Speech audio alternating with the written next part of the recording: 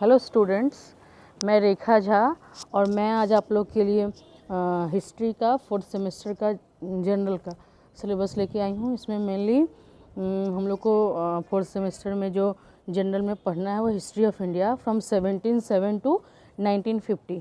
मतलब ये हुआ कि हम लोग को 1707 से लेके 1950 तक का मतलब पीरियड के हिसाब से ये हम लोग को मुग़ल लोग का अंत 1707 ईस्वी में मुग़ल का अंत हुआ था, औरंगज़ेब की मृत्यु हुई थी। उसके बाद मुग़लों का पतन स्टार्ट हो गया था और वहाँ से लेकर के हम लोग को पूरा 1950 मतलब हमारे देश में रिपब्लिक की स्थापना होने तक का पूरा हिस्ट्री पढ़ना है।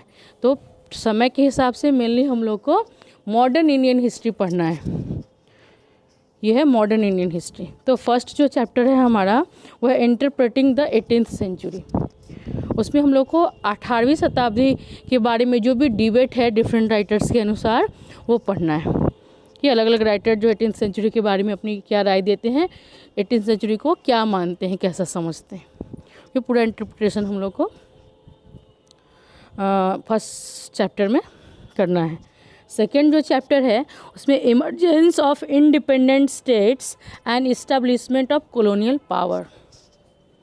तो मुग़लों के पतन के बाद मेनली कुछ जो स्टेट्स थे वो अपने आप को इंडिपेंडेंट घोषित कर देते हैं और अपना शासन खुद से चलाना, मुग़ल से अपने आप को अलग घोषित कर देते हैं।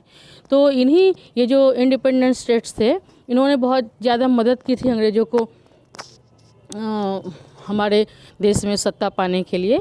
तो ये इंडिपेंडेंट स्टेट्स के बाद कैसे जो है हमारे देश में ब्रिटिश कॉलोनियल की स्थापना हुई थी, ये हम लोग को सेकेंड चैप्टर में पढ़ना है।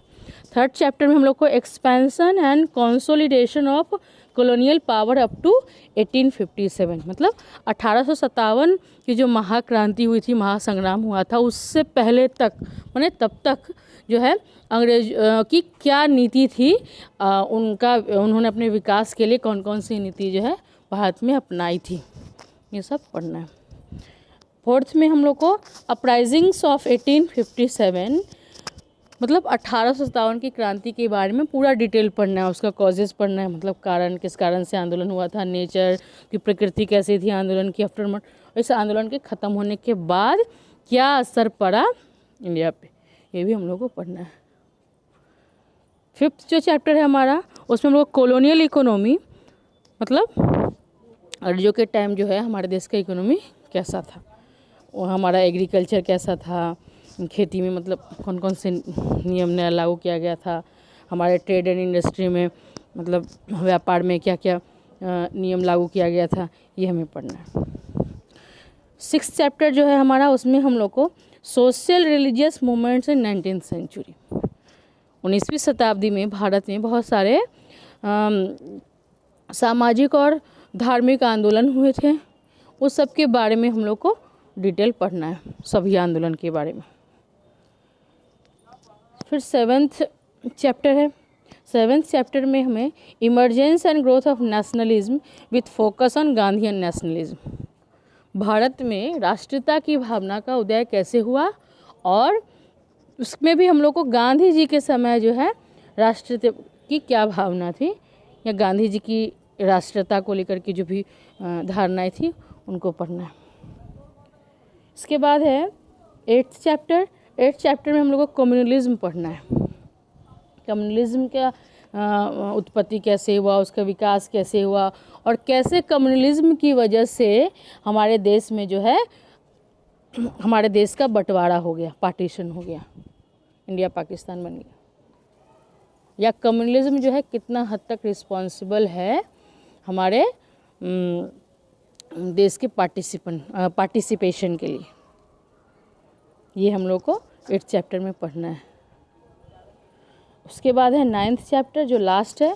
9th में हमें फ्रीडम के बारे में, हमें आज़ादी जो है कैसे मिली, इसके बाद जो है आज़ादी के बाद हमारा कॉन्स्टिट्यूंट असेंबली कैसे बना संविधान के निर्माण के लिए, और संविधान बनने के बाद जो है हमारे देश में रिपब्लिक जो है कैसे लागू किया गया 1950 में, ये पूरा पढ़ना है डिटेल में। तो आपने देख लिया कि topic wise topic, date wise date हम लोग को कैसे मुग़ल के पतन से लेकर के कैसे इंडिया में आज़ादी और रिपब्लिक की स्थापना हुई, यहाँ तक पूरा हिस्ट्री ये 4th सेमेस्टर में पढ़ना है, पूरे 9th चैप्टर में।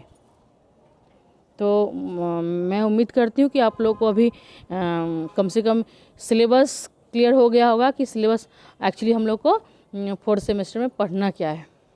उसके बाद जो हमारा फर्स्ट नोट्स है, हम लोग फर्स्ट नोट्स को यानी 18th सेंचुरी के बारे में जो भी इंटरप्रिटेशन है उसको डिस्कस करेंगे नेक्स्ट क्लास में।